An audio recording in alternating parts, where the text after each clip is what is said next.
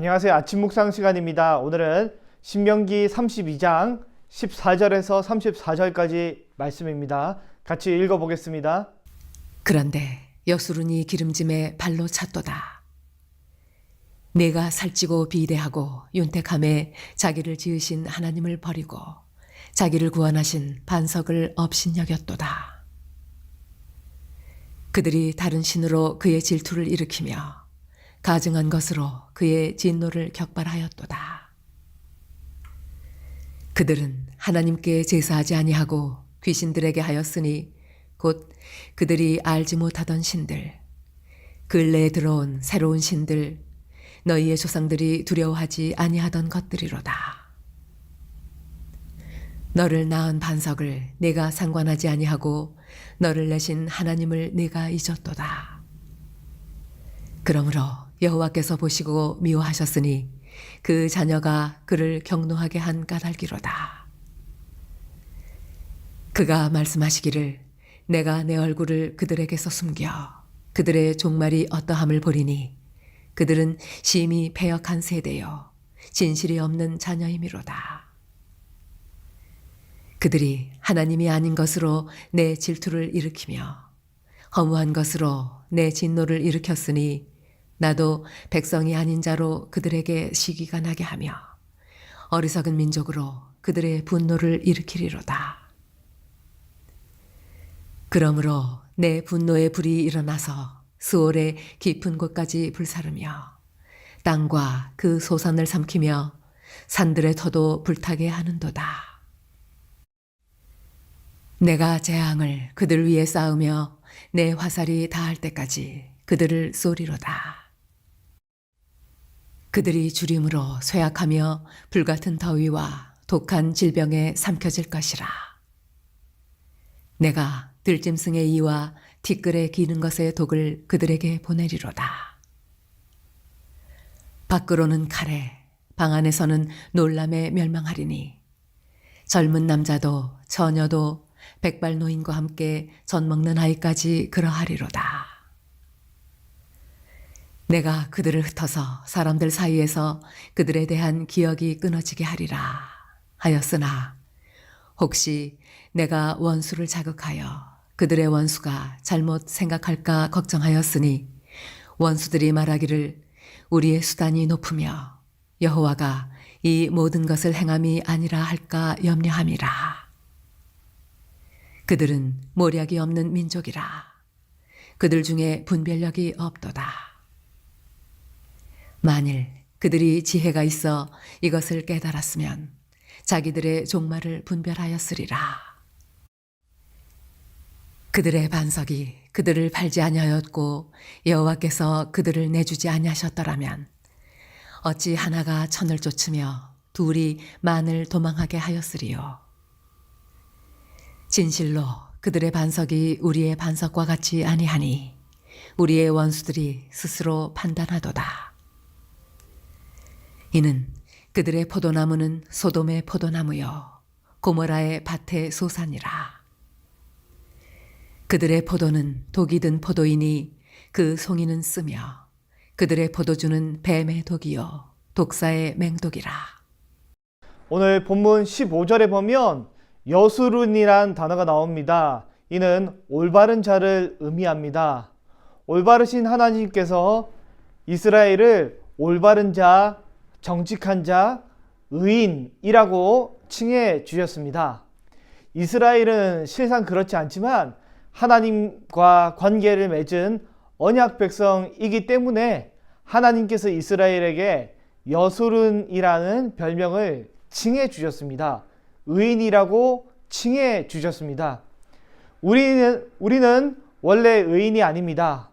우리는 과거에도 그렇고 지금도 그렇고 의인이 아닙니다. 누가 온전한 의인이라고 할 수 있겠습니까? 저는 태어나서 지금까지 온전한 사람을 한 번도 본 적이 없습니다. 온전한 사람을 한 번도 본 적이 없고 아마도 앞으로도 볼 수 없을 것 같습니다. 사람은 연약하고 부족한 죄인이기 때문입니다. 그리스도의 은혜가 없으면 우리는 단 한순간도 의롭게 생활할 수 있는 능력이 없습니다. 그러나 오늘 본문의 여수르는 하나님께서 주시는 은혜를 발로 뻥 차버렸습니다. 1절을 보면 이스라엘이 살찌고 비대해지고 윤택해지니 하나님을 버렸다라고 합니다. 새번역 성경을 보면 좀 더 쉽게 되어 있는데요. 뭐라고 되어 있냐면 이스라엘이 부자가 되니 반역자가 되었다라고 합니다.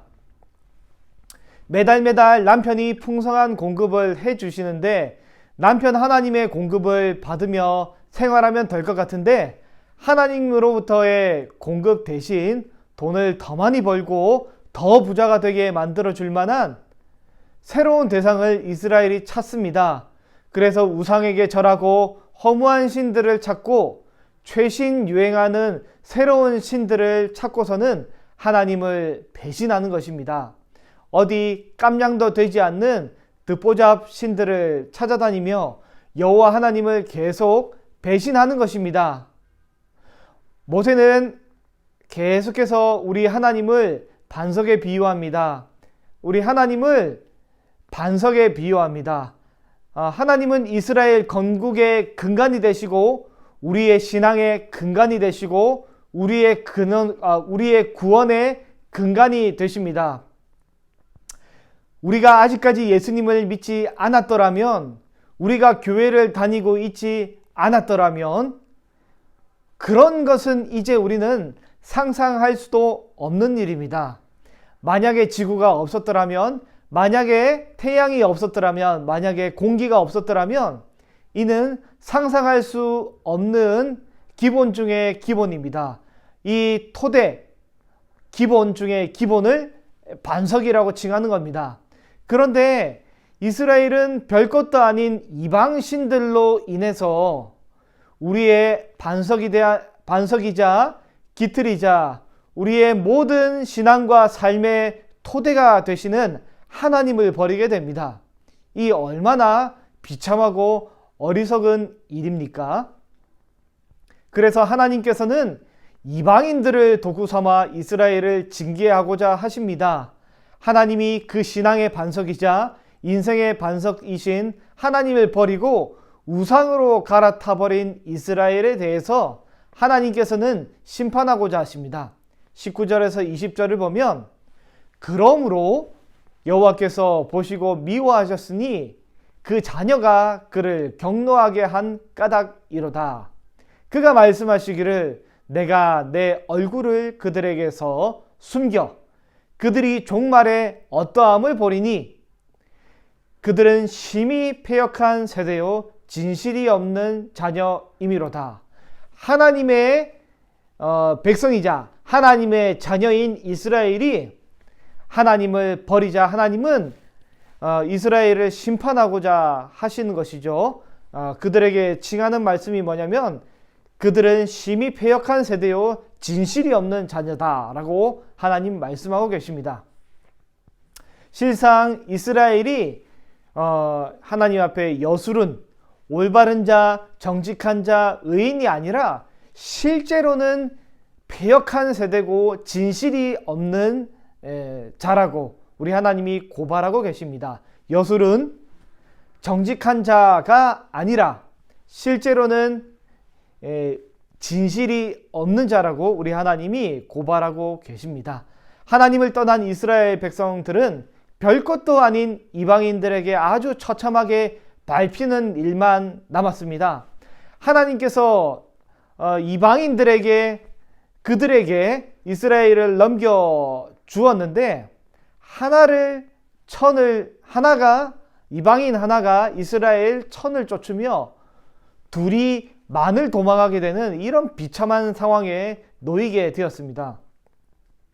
이스라엘의 패배는 너무나 철저하게 하나님께서 마치 그들을 무료로 팔고 싸구려로 덤핑으로 파신 것 같이 그렇게 이방인에게 이스라엘을 하나가 천을 쫓으며 둘이 만을 도망하게 되는 상황으로 이스라엘을 넘겨주게 됩니다.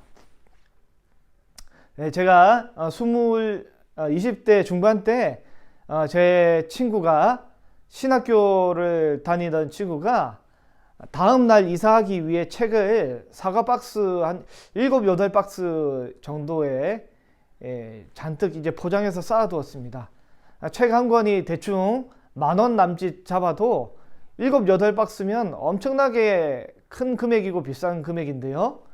용달차가 오기 전에 잠시 이거를 쌓아둔 것을 폐지 수집하는 사람이 뭐 안 보는 사이에 그거를 다 실어서 가버린 거죠. 그리고 폐지값으로 단돈 얼마를 받아서 그걸 팔아 넘겼겠죠. 이게 바로 덤핑 처리입니다. 어떤 사람에게는 이 책이 굉장히 신학생에게는 특별히 책이 굉장히 귀중하고 값진 이 보배고 그리고 보물이죠. 하나님에게 이스라엘은 이렇게 값지고 보배롭고 보물과 같은 귀한 가치이지만 이방인들에게는 덤핑 처리가 된 거죠. 우리가 하나님 품에 있을 때, 그리스도 날개 아래 거하게 될 때 우리는 의롭다고 칭해 주신 여수룬의 별명을 가지고 있는 아주 존귀한 존재로 여김을 받습니다. 이신칭의 의인으로 칭함을 받게 되지만, 우리가 반대로 하나님을 떠나게 되면 이거는 세상에서 제일 불쌍한 아주 비참한 가치로 취급을 받게 되는 것입니다. 우리는 하나님 품을 떠날 때, 반석이신 하나님 품을 떠나게 될 때 아주 비참한 가치를 여김을 받는 것이죠. 우리는 믿음의 사람들은 하나님 품에 거할 때, 반석이신 하나님께 집을 짓게 될 때 그때서야 가장 존귀한 가치로 인정받고 여김을 받게 되는 것입니다.